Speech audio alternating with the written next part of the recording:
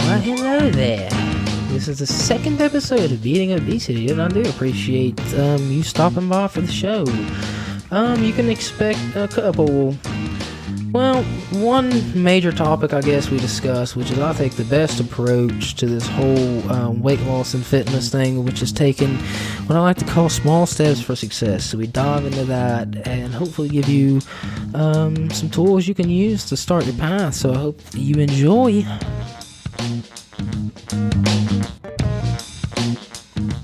Gotta love me 'cause I'm so shiny.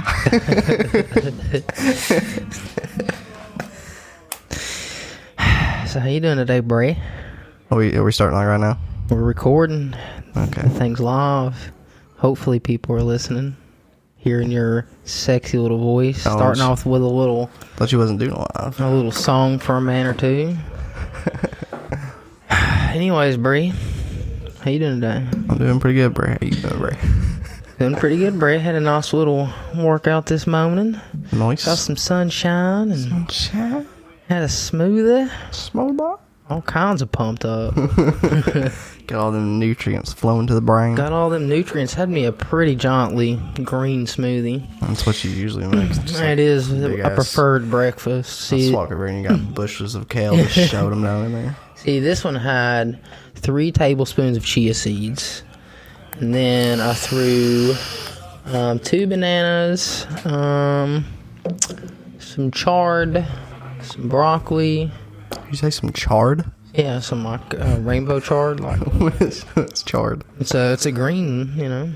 Oh, You ever heard of chard? No, usually when I think of chard, like something's charred, like been like burnt. Yeah, this is I believe it was rainbow chard, but there's like all kinds of different ones. We're looking for the elusive chard today. The rainbow chard. Rainbow chard. Only He few- rarely comes out. Only though. a few exist in the wild, and you see like a leaf. There he is! There he is right over there! We gotta catch him. Gonna go in there barehanded. But yeah, I think that was it. Usually I add some more stuff, but it's kind of just whatever I have in the fridge at the moment. Yeah. It does seem like a good way to start the day. It's not too heavy. It's loaded with nutrients. Chicken and kale. Chicken and kale. Plus, it's pretty tasty if you make them right. Tasty you. Well, they do take a little bit to adjust to. You know, maybe if you're after used to like eating the last 3 years of just eating grains, maybe I'm if sure you're anything tastes pretty good. maybe if you're just used to eating cereal and Pop-Tarts and Hey, don't be hating. I'm not talking about you specifically, right? Yeah, I'm I just saw the look saying. in your eye. I'm just saying. Maybe if you're used to eating those things, then Passing judgment on me. I'm not passing judgment. And then those, but then yeah, those foods are definitely going to taste like pure shit. Like if you grab a big smoothie of kale and you're used to putting Pop-Tarts in your mouth, I mean, that is not going to I've taste made good. me some pretty tasty smoothies for. Well, yeah, Mostly fruits, though. Well, if you want to start out with, if you want to start out making smoothies, the best way I think to do it is to start on the higher end of fruit and lower end That's what I of was like doing. greens and nuts and seeds and things like that. Whenever I was making this smoothie, it was like one whole apple, maybe 2 if I was feeling frisky. If you're feeling a little excited. Maybe some pumpkin seed, a few cashews, big handful of strawberries, big handful of grapes, big handful of blackberries. Let's see if I put anything else in there.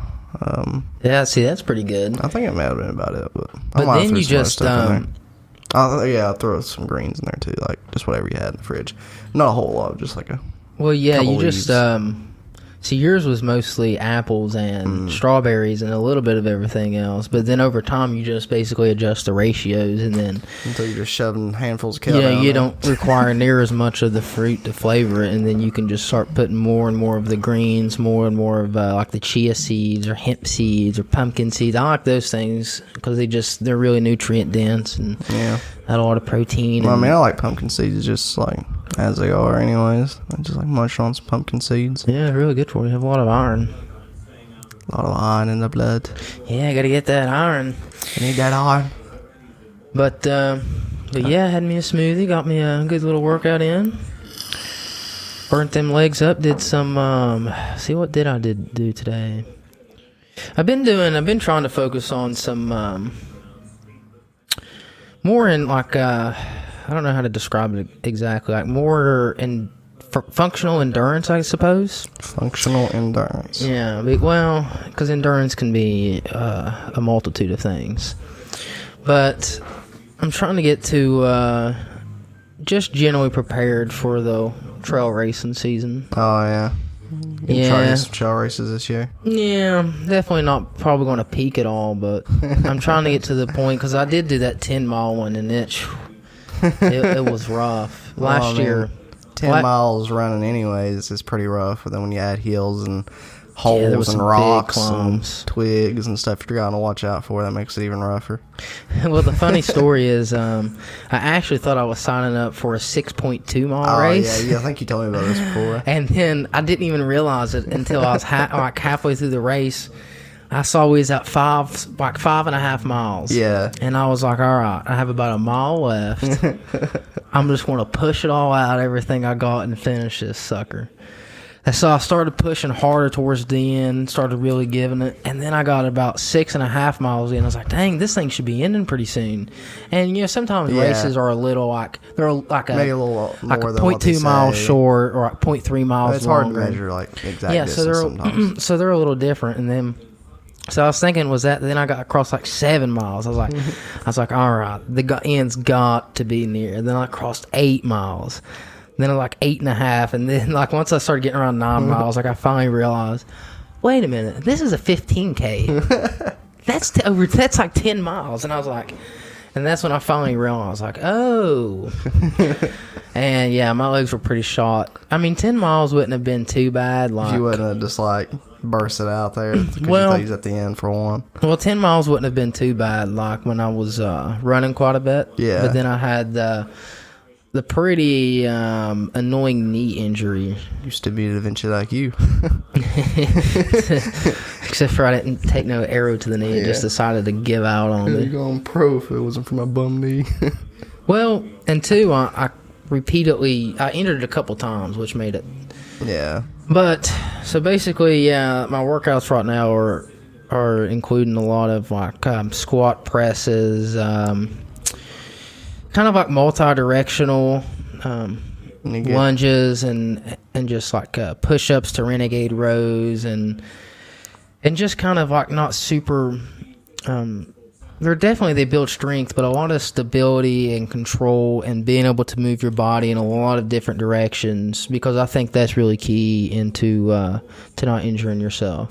Because it's you injure yourself usually when you're doing the same. Yeah. So like when I hurt my knee, I was just running too often, too much too soon, and I heard it that way. And so this time I'm trying to come at it with like I did a little base strength cycle. So I was just kind of lifting heavy for about a month or two, build up some strength, and now I'm switching to some multi-directional endurance. And then my cardio isn't going to be as good coming into trail racing, but I feel like I'm going to be more durable and not have to worry about hurting myself as much, which is, in the long run, much more important than, that's the main thing, not hurting yourself. And I guess that could swing into a little topic I would like to discuss today, which is the way I would say to have, for most people, now this doesn't apply to everyone, there is the rare minority that goes all out. But for most people, I think the way to make like kind of the healthy eating and fitness and just a healthy lifestyle in general, sustainable long term, is you gotta take it step by step. Yeah. These small steps that you make into habits and then you build upon it. But I will say it does occasionally work. There is people who, they just... And I find this is... you gotta have very strong determination and willpower. Well, I found this is in extreme cases. This works. Craziness, where people kind of hit a bottom to where it's like the pain that they're feeling now from like the bottom that they hit is like it's like way worse than any discomfort that can come from like There is like that, like people who just fully surrender to it. But for the majority of people, it's not going to work that way. Like for the majority of people who they get all excited and they'll see like a product or some inspirational video or something, and they're all excited, all worked up. Tomorrow I'm going to wake up and eat a salad for breakfast and go on a 5-mile run. Yeah. And then they do it for like 3 days, and they're just like, what the fuck? Screw this. Like, I'm sore. All my food tastes like crap. I'm cranky. Like, none of this is going good. This doesn't work for me. This is just not meant for me. Get me a double cheeseburger. Yeah, and it's like they go all in just to very shortly burn out. They think they've got a realistic taste of what the healthy lifestyle is about, and they go all out. And then very soon they think this is just impossible. Yeah. Can't do this. People who do this are maniacs with crazy willpower. Like this just ain't for me. Yeah. Like some people can do this, some people can't, and I'm not one of those people. And I think a lot of people fall into that. And if you're one of the people who fall into it, I think the much more successful way to go is to take this next smallest step possible. And by small, I mean extremely small. Pick one thing that you can. It shouldn't be like super ridiculous easy. But in your head, you should be like, that should be no problem. Yeah. Like, I can do that. Like, you should have full confidence that you're able to tackle that. You're able to tackle this. And there should be a part of you that actually wants to do more. But you don't. There should, if you leave like let's say you get really excited and you get that, when you get them bursts of inspiration to where you're like, tomorrow I'm waking up and I'm running and eating and all that and doing all that. Let's say you get one of those. My advice would be, instead of trying to go, balls to the wall right out and burning yourself out, is when you get that little inspiration, is try to make one actionable thing that you can implement. And it should be to where it's definitely throwing, a wrench in the system. It's definitely different than what you're used to, but it should be something so small that it does seem very manageable. And it should be something small enough to where you have that desire to still do more, but don't do more. Like keep that desire there to where you build on it instead of like burning it all out at once. So that's definitely my advice as far as that is small steps to success. Like that is much more sustainable and almost always works way better than just trying to go all out. Hey, slow and steady wins the race. Yeah, and it doesn't have to be nothing crazy. Like a few things I would suggest would be water.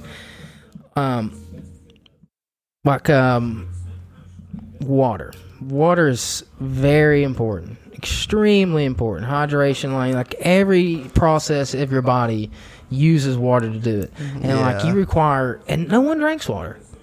Almost no one drinks water, and if they do, they don't drink very much. I remember I was at work one day, and you probably remember this. We was getting rid of a bunch of these giant smart waters. They're really big waters. Yeah. Because we wasn't going to have them on the shelf anymore, so we was just going to toss them pretty well. And the boss was like, I just thought it was funny the way she asked, like, you drink water? And you drink water. Like, well, if I didn't, I would die. Yeah. Well, most people, they'll grab like a Coke or a lot of people drink. They think a lot of people drink like sweet tea. Because they think, it's tea. It's better. But, no. Well, I mean, it could arguably, let's say there's some, antioxidants or polyphenols in the tea. I'm talking about, but it's still, like just a sugar-filled Yeah, I mean, if you're getting, like, completely organic dump. green tea, then, yeah, that's pretty good for you. But I'm talking about, like, if you're going to, like... You're basically... Mickey D's or, like... a Speedway it's or like something. It's like 1% better than like a Pepsi. And you're getting sweet tea. Have you seen the sweetener I put in that tea at work? No. It's like corn syrup, pretty much. It's really just a big bag. And it's like this big, and it's just filled to the brim with like this clear, like sticky liquid, which is basically just like a sweetener. You just doesn't it? And it's only got it's got 3 pots of water, this giant ass thing of sweetener, and then one whole coffee pot of like actual brewed tea. Yeah, so like those, yeah. Don't drink the sweet tea, people. Just get the regular tea. You can drink sweet tea. You can have a little sweet tea. You can put a little sweet in there. Here's what it is. I have no problem. Just don't have enough in there to give you a heart attack. With people making their own choices. Like, I'm all for that. Yeah.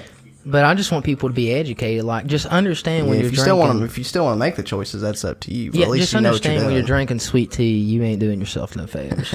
But anyways, yeah, so just start with, like, water. Like, just figure out approximately how much water you need. And it don't even have to be there's like a certain basis for how much water you're supposed to drink a day, ain't there? Like, well, there's like general there's no like exact, because it's like 8 cups a day. Depends on how much like that. There's a recommendation, at least like 8 to 12 cups a day. I think that's for men, and like women is 6 to 8 cups or something. Start there, like just drink. Yeah, like start there, like stay hydrated, find a reasonable water. amount. You're not trying to like have like a ridiculous amount of water every day. You really don't need ridiculous amounts, but it's something you need to consciously do. So like find a set amount and focus on this one thing. Like track it, figure out how much water you're having now, figure out how much you need to be having, and then track it and stay consistent with it. And don't worry about working out or eating healthy or anything. Just focus on that water.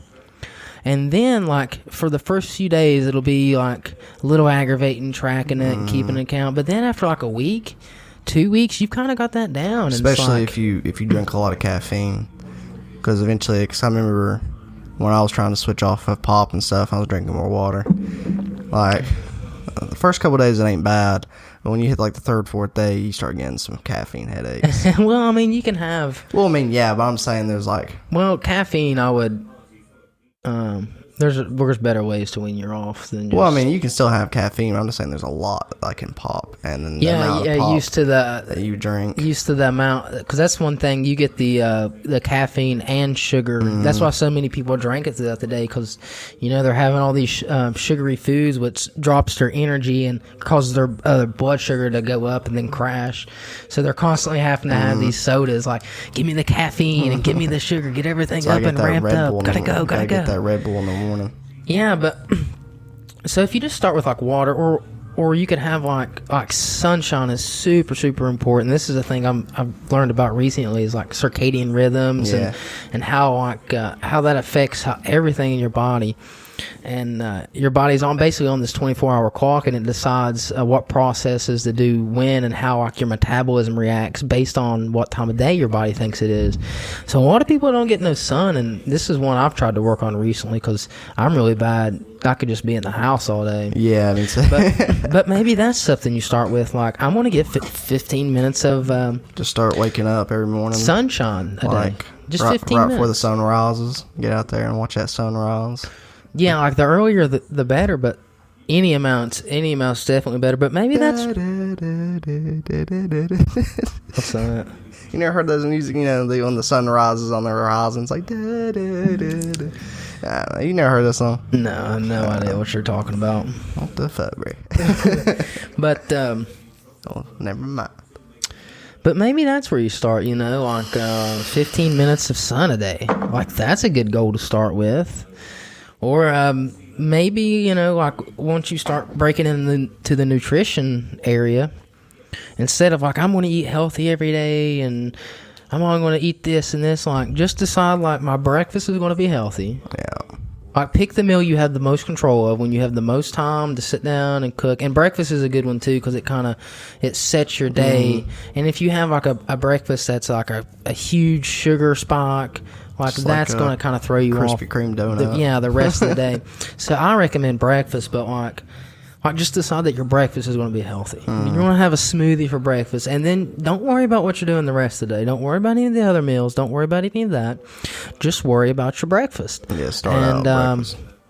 I think that would help quite a bit if people just quit trying to rush to these crazy extremes. Quit trying to do the next crazy diet. I mean, there's like the strict paleo, vegan, ketogenic. People get excited about these diets. Like the keto diet is super popular, and I mean it's effective for certain things, but it's so restrictive. Like, are you really going to be able to stick with that for the rest of your life? Like, are you going to be able to even stick with that in 2 weeks? Because what's the point if you stick with it 2 weeks, and then you lose a few pounds, and then it just, you fall off, and you're screw this, and like you've done nothing for yourself. Yeah, you get to a certain point, and then and all you've done is shown. It's kind of like reinforced. Well, when you do that too, you reinforce the idea that this isn't for me. I can't do this. You get it stuck in your head. I've tried, because so many people try these diets and they fail, and they think it's just a lack of discipline and willpower, and they think, I just don't have the discipline. I just don't have the willpower. This ain't gonna work for me. But if you just take the smallest step, and if like you have a thing you're wanting to do, and it just seems like I just can't do this, I'm just struggling too much, like, other than throw the baby out with the bathwater, just take a step back and just keep reducing it down until it's the next actionable step you can take, like the next smallest one, like, okay, this I can do. Just keep whittling it down until you have those, and then once you have those, you just, you build up on it. Like for a week or two, you're getting 15 minutes of sunshine a day. Then after a few weeks, you have that nailed down. You don't even have to think about it anymore. It's a habit. Then you're like, all right, I'm going to have a healthy breakfast for the next 2 or 3 weeks. Before you have that down, a couple weeks, then you're getting 15 minutes of sun a day, and you're eating a healthy breakfast every day. And you're like, all right, I'm going to start getting water. And then like in a month and a half, you've eased into this thing bit by bit, piece by piece, and you're way further ahead. So much further ahead, and you don't feel overwhelmed. You don't feel stressed out and dragged out. And then maybe, I'm going to start working out 3 days a week. Not 4, not 5, nothing crazy. 15 to 20 minutes, 3 times a week. That's all I'm going to do. And you just leave yourself wanting more, and you just continually build up. And I think this is the path to true long-term once you get a taste success of weight loss and fitness. Well, yeah, you start seeing the results of it, like how much better you feel with more water, and sunshine is a big energy booster for me, and exercise. I mean, just all the chemicals released into your brain after that, you just feel refreshed. And it's like you start noticing these things, and it stops being a punishment for yourself. It's not something like, oh, I ate this, I did this, I have to go force myself to work out. And it gets to be like, oh, if I work out today, I get to be more energized, I get to think clearer, I get to go out and move my body and explore the world. And like you start associating positive reinforcements behind it, and you get this like powerful base engine build up that can just keep you keep adding more and more layers, and you can just keep pushing it through. And if you can master this down on the beginning level, it's something you can continually do. Like if once you learn, like I added 15 minutes of sunshine, I added the water, I added the one healthy meal, I started walking a little bit, then you can just keep building on that. Yeah. Like, you know what to do. You just need to figure out the next thing to do. Once you got a good platform, you're able to just build on top of that. It's like it's not so much the specifics, but like the general tools and principles that you can take, and just keep building on it to where you get wherever you want to go. And that seems like, to me, from what I've seen, which most fitness and diet things don't market it that way. It's all about how much weight you can lose as fast as you can. Yeah, like it's how in always shape about how you much can you get. can lose, how fast. Yeah, and the next, super intense double max 30. Like lose 20 pounds in your first week or your money back. Yeah, but the way you're losing 20 pounds is maybe eating like a boiled egg in the morning and nothing else. The military diet where you eat I think it was 2 boiled eggs, like 2 boiled eggs and then toast, and then you have 1 scoop of ice cream for lunch, and it's like all this is just enough to keep you running. Is extreme calorie deficit, and that's all. You're gonna lose weight that way, obviously. Are you gonna be able to do that forever? Though? No. What do you do after that? Yeah, after those 3 days, you lost 6 pounds. I can already tell you one problem with the whole egg things every day. Eggs are super high in cholesterol. You don't want to eat eggs every day. Well, that's a whole nother topic. Well, I'm just saying these diets aren't exactly built to be the healthiest thing. They're not the healthiest. I'm not saying about all of the diets. I'm just saying these. But they're also some of the programs that are meant for a certain amount of time. They're not built for sustainable habits. They're built to lose as much as possible, attract as many people as possible, and get as many people either to give their money or sign up as possible. They don't care about how many people stay or supporting people long term. Like, just give me your money, sign up for my thing. And unfortunately, in a way, they do give you what they promise. Like, you do lose 6 or 7 pounds, but you think the diet works because I lost the weight. Yeah. It's me that don't work because I quit doing it. After a week, I can no longer eat 2 boiled eggs in the morning and ice cream, one spoon of ice cream in the evening. Like after a while, that don't work. But they saw some results, so they think the diet works. It's me that doesn't work. It's me that doesn't have the discipline, the willpower. When in reality, it's these diets that are setting you up for fail, not giving you the tools to make it sustainable and long term. And yeah, that's what I say about that. What do you think about that, Voss? I agree, Bree. I think you definitely can't just throw everything you got at this giant ass problem right off the bat. You got to take it one step at a time to figure out your own solution. And you figure out what works for you as well. Because what works for one person may work not at all, or maybe less or better for other people. Yeah, and you get to enjoy the process a little bit. Like, it's not a miserable. It's not like every time. Like, you think about your next meal or your next workout, like, you just look at it with dread, and you're just, it tastes so shitty, and I don't want to work out. It's going to hurt so bad. Instead of that, you always have them days where you feel lazy or you just want junk food, but that's a different thing. But if you can make this at least somewhat enjoyable and take it these small steps at a time, you can watch yourself build and change, and it's not like this hellhole you have to endure because then people think too, like, okay, this diet works, but screw doing this the rest of my life. I would rather be fat and sick than have to deprive myself like this every single day. But if you can ease into that slowly and and then you can play around with it and find what works for you and tweak things here and there and just take your time and have fun with it and just build on and not worry so much about how quick you can lose weight or how extreme you can go or the quickest results possible. Like, enjoy the journey. Yeah, it's always about. Well, the thing about the destination is pretty nice too. All the valuable stuff comes from the process too. Because it's like, once you lose the weight, it's like, okay, well, what now?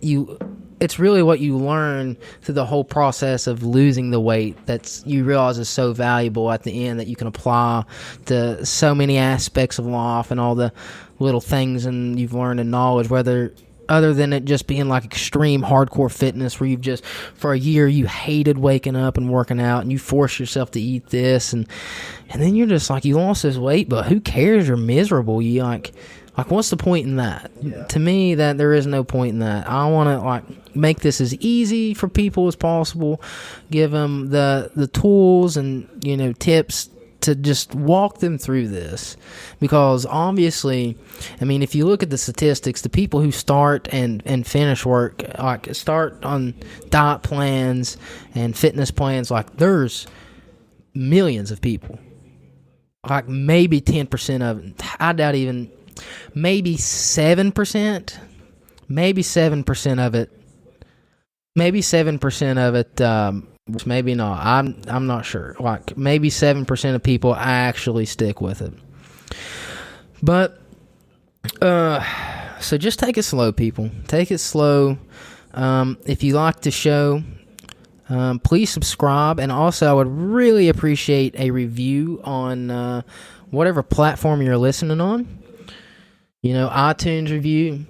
All that good stuff. And you can also, if you want to get closer to me and maybe send me a message, see what's going on, you can follow me at Tim Maynard Fitness on Instagram.